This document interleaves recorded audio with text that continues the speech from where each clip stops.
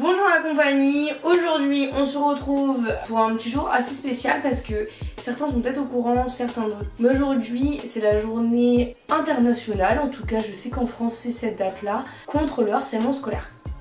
Pourquoi je vous fais une vidéo? Parce que j'ai vécu le harcèlement scolaire pendant 2 ans. Je vais vous raconter un peu mon histoire pour faire comprendre à la fin que si vous avez vécu la même chose, etc. ou si de un, il faut en parler, et si vous êtes en train de vivre la même chose, il faut également en parler.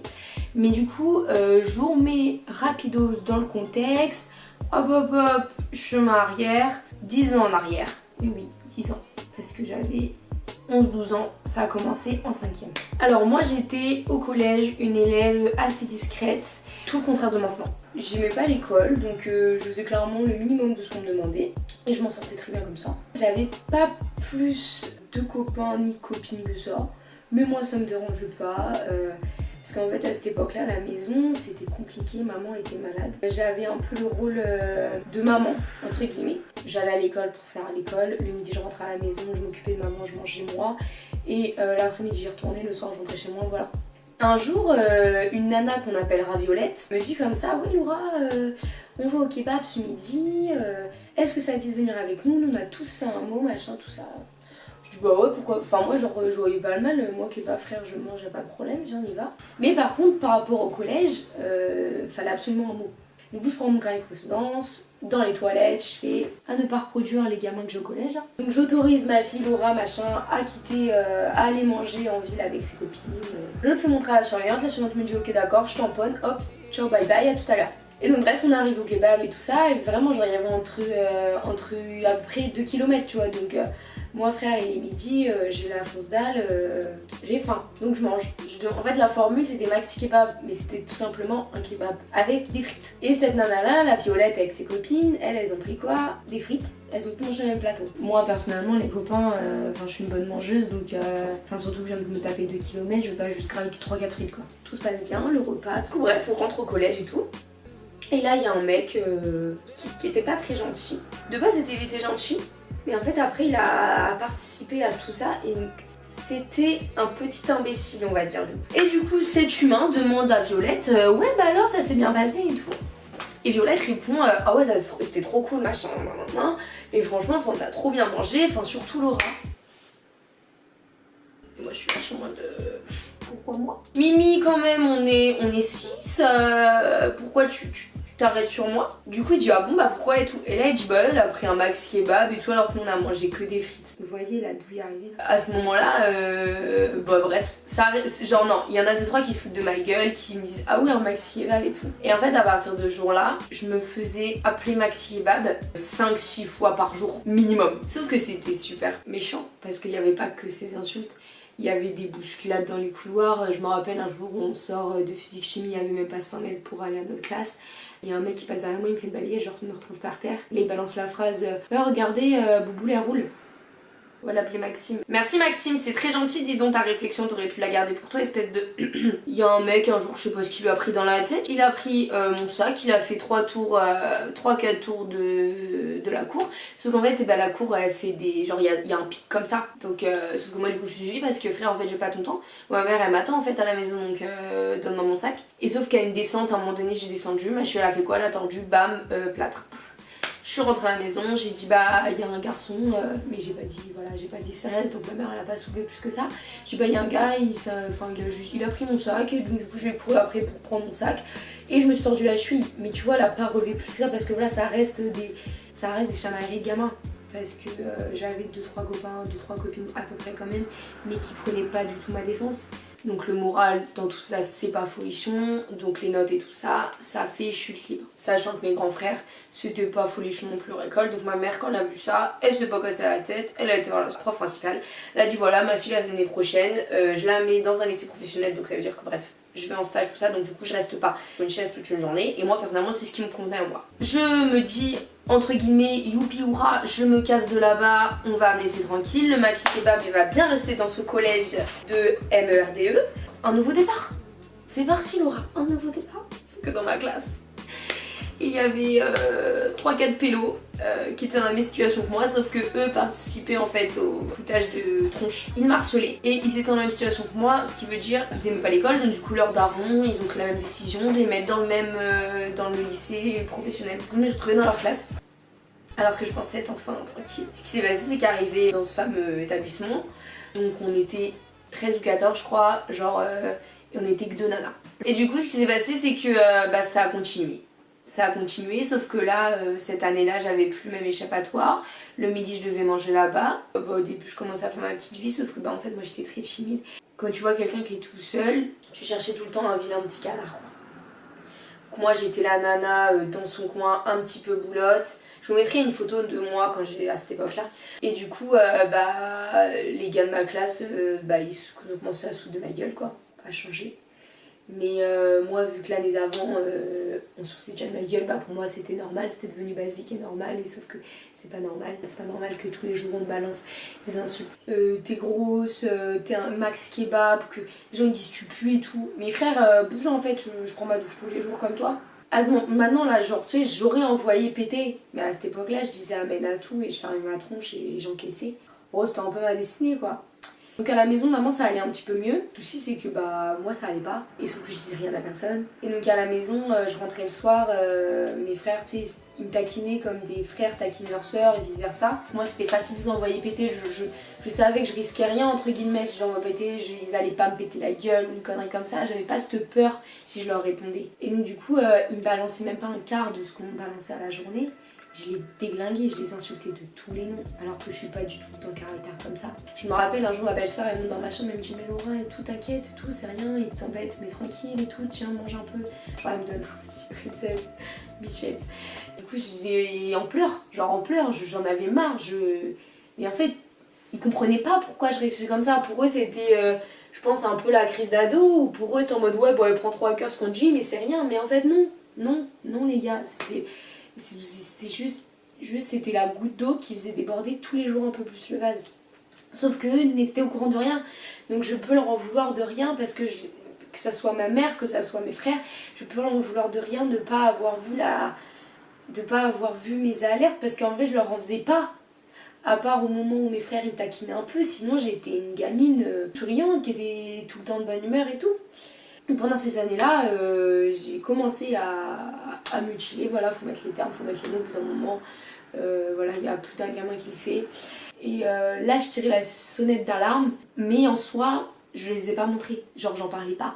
Donc pareil, vous pouvez pas voir. Je suis épileptique, donc à ce moment-là, j'étais un peu boulotte parce que c'est mon médicament pour mon épilepsie qui me faisait prendre du poids. À côté de ça, je mangeais très bien, j'avais une alimentation très saine, enfin bref, les jours s'enchaînent, machin, c'est ça tous les jours. Le self, du coup, je vous dis, je suis obligée de manger là-bas, sauf que j'ai pas de potes, donc je mange toute seule. À cette époque-là, j'avais l'habitude, je m'en fous. Sauf qu'un jour, j'arrive au self, il y avait pas de table de libre, il y avait juste une grande table. Du coup, je m'assois à la grande table. Et là, il y a une nana plus grande, c'était une lycéenne quoi, qui vient vers moi avec son air très hautain. Par contre, tu peux te pousser parce qu'on arrive avec mes potes. D'accord. Je cherchais des places à gauche, à droite. Il n'y avait rien. Donc j'ai pris mon plateau, je l'ai jeté et je suis partie. Mais pour moi, c'était normal. À cette époque-là, je le méritais alors que je le méritais, mais pas du tout. Personne mérite d'être humilié constamment comme ça. Un jour qui m'a beaucoup marqué, j'étais en cours de bio et il y a un mec au fond de la classe, il m'a insulté clairement tout fort. Regardez là-bas l'autre truie devant tout le monde à haute voix, tout le monde a entendu. T'as la moitié de la classe qui s'est mis à se foutre de ma gueule. Moi à ce moment-là, je vous cache pas, je me suis effondrée en larmes sur ma table, quoi. Du coup la nana qui était dans ma classe se lève, on va l'appeler Céline, et dit tout fort mais laissez-la tranquille en fait, elle vous a rien fait, elle vous a rien demandé, laissez-la tranquille. Parce qu'il y avait une prof, la prof regarde Céline, lui dit Céline, tu me donnes ton carnet, t'as pas à te lever comme ça. Elle avait rien dit pour le mec qui venait de m'insulter. À ce moment-là, vous imaginez bien que déjà pour moi c'était entre guillemets normal de me faire insulter à longueur de journée. Et en plus de ça, si l'adulte qui était référent dans la classe ne réagissait pas, comment voulez-vous que je me dise bah non, il y a un truc qui cloche. L'année se finit, voilà, on arrive en été, je commence à arriver en août. Et là, je me remutile rebelote parce que je me dis la rentrée c'est dans un mois. Je stresse, j'ai peur, ça va recommencer, donc j'étais pas bien, voilà.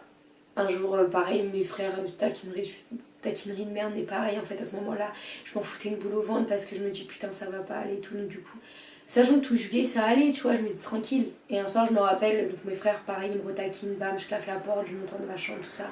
Et ce soir-là, ma mère elle est montée, et sauf que j'avais pris le couteau pour me continuer à me mutiler. Elle est rentrée, j'avais le couteau dans la main, et elle me dit Laura, qu'est-ce qui se passe? Qu'est-ce que tu fais? Ça me fout des frissons, parce que je me rappelle de cette scène comme si c'était hier. Et là je me mets à pleurer, elle se met à pleurer. J'avais 13 ans, ça faisait 2 ans que je gardais tout en moi, que j'en avais parlé à personne, que je m'étais jamais plaint, que j'avais jamais poussé une gueulante envers les gens qui me harcelaient au collège. Et là je me disais, là Laura tu vas pouvoir parler. Là il y a peut-être moyen qu'il y ait un truc qui s'arrange. Je lui explique tout de A à Z, je lui explique tout de ce qui se passe depuis la 5e. Et là elle pleure. Elle pleure beaucoup, elle s'en veut parce qu'elle a rien vu. Et c'était très compliqué. Ce jour-là, c'était très dur, mais voilà, c'est un soulagement pour moi. Et du coup, ma mère, ce jour-là, elle a pas cherché à comprendre. Elle a dit voilà, ma fille, elle est pas bien. Elle se fait emmerder parce qu'elle est costaud. Je vais pas chercher plus long, ma gamine, elle mange correctement, machin. Il n'y a pas de raison qu'elle soit costaud. Le seul moyen, c'est que c'est son médicament. Elle prend direct rendez-vous en urgence avec mon pédiatre. Elle lui dit voilà, je vais être claire et nette. Laura, ça fait 2 ans qu'elle se fait emmerder parce qu'elle est costaud. Je viens de le découvrir là récemment. J'en suis persuadée que c'est à cause de son médicament parce qu'avant là, j'avais jamais été costaud entre guillemets. Parce que je vous dis costaud, mais c'est costaud entre grosses guillemets. Hein. J'étais une gamine lambda quoi. Genre vraiment, s'il y a des gamines qui regardent mes vidéos et qui étaient comme moi quand je vous fais entrer la photo, ne vous prenez pas pour une gamine costaud, c'est juste les étiquettes que me foutaient les élèves au collège. Hein. Je vous change le médoc. Et ce qui s'est passé, c'est qu'en fait, j'ai perdu 10 kilos en 3 semaines. Voilà. Genre je suis arrivée en septembre, j'avais un peu les boules. Parce que je me dis genre comment ça va se passer? Vraiment comme quoi l'apparence est important. Genre les gens qui m'harcelaient. Il y en a un, je me rappelle, mon petit tour. Ah mais c'est toi Laura? Ah mais je t'ai pas reconnue. Ah mais ça va et tout machin. Le mec il commence à me taper à la discute. Alors que même pas 3 mois plus tôt il se foutait de ma gueule ouvertement avec ses potes et tout. Et du coup là j'ai compris, j'ai dit ok genre... En fait, du coup, arrivé en 3e, donc t'as 10 nouveaux à peu près. Donc je me suis pas cassé la tête, je me suis fait des potes. Donc là, je me suis fait des potes, mais je suis pas fait spécialement pote avec les gens qui m'avaient harcelé auparavant. C'est quand même affolant. Le physique, il comptait. Genre là, moi, j'étais la même lolo que je suis maintenant et que je suis la petite rigolote. Et en fait, ils découvrent tout juste cette lolo-là parce qu'ils veulent bien passer au-dessus d'un physique. En 3e, j'avais fait une intervention du coup sur le harcèlement d'ailleurs parce que en fait, je racontais entre guillemets mon histoire donc devant ma classe. Donc devant moi, j'avais des gens qui m'avaient harcelé dans le passé. À la fin, je reviens à ma place et le mec il me tape au dos. D'ailleurs, c'est un gars que je fréquente, je le vois plus trop, mais je le vois demain, il me dit bonjour quoi. Il me dit, mais Laura, je suis vraiment désolée, je pensais pas que tu me prenais autant à cœur, je pensais pas que ça te faisait autant de mal. Sachant que ce gars-là, il était avec moi 5e, 4e, du coup, donc lui, il a participé de la 5e à la 4e. Et enfin, c'était pas forcément la première tête, mais tu sais, c'était le mec qui allait se moquer ou qui allait rajouter un petit pic tout le temps, tu vois. Et il y a 2 ans de ça en arrière, on était en soirée ensemble, il m'a fait Laura, tu m'excuses encore, il m'a dit je m'en veux encore de t'avoir emmerdé au collège alors que tu ne méritais pas. Donc t'as ce cas de figure de la personne qui se rend pas compte, qui pour lui il suit juste 3-4 potes et voilà, il se rend pas compte de l'impact que ces mots, que là il avait pas de geste, violent vers moi, que ces mots peuvent avoir. Et dans l'autre classe, à contrario, quand j'ai raconté, il y avait des gars du coup qui m'avaient harcelé, donc eux que en 4e, eux à contrario, ils se sont gardés, ils ont rigolé comme des poufs. Ils comprenaient pas que ils avaient eu un impact. Mais je conclus sur le fait, les copains, que si je m'adresse à toi là, je m'adressais à toi, si à l'heure d'aujourd'hui tu te fais harceler et que tu te dis bon écoute c'est normal, je suis costaud, je sais pas, tu peux te faire harceler pour tout maintenant. C'est pas normal, voilà, c'est pas normal. Te dis pas c'est normal, te dis pas je le mérite. Personne ne mérite d'être harcelé. Va voir quelqu'un, parle-en. Parle-en à une surveillante si t'as confiance en tes surveillants, parle-en à ton CPE, parle-en à tes parents, à ton frère, à ta soeur, à quelqu'un. Juste le fait d'en parler à une personne, après ça va débloquer plein de choses. Faut que t'en parles, il faut pas que t'attendes 2-3 mois, faut pas que t'attendes qu'il y a une main qui se lève, faut pas que t'attendes que qu'il y a un truc de trop et qui te dit putain bah c'est bon, moi j'en ai marre. Moi je vous avoue que pendant ces 2 années, plus d'une fois je me suis dit bah en fait qu'est-ce que je fous là, j'avais envie de me foutre en l'air. C'est ça la vie, si tu te lèves, tu te réveilles, tu vas à l'école et tu te fais insulter de tous les noms, mais à quoi ça sert? Alors d'aujourd'hui je suis très bien et je suis très contente d'avoir parlé à ma maman et que ma maman ait fait la meilleure des choses, c'est d'aller faire quelque chose, agir et que tout ça cesse quoi. Là par une personne qui regarde ma vidéo, si t'arrives pas à en parler à quelqu'un que tu connais mais que t'es en train de vivre ça actuellement, n'hésite pas à m'envoyer un message sur Insta, je mettrai mon Insta en description, même je le mettrai là, quelque part par là.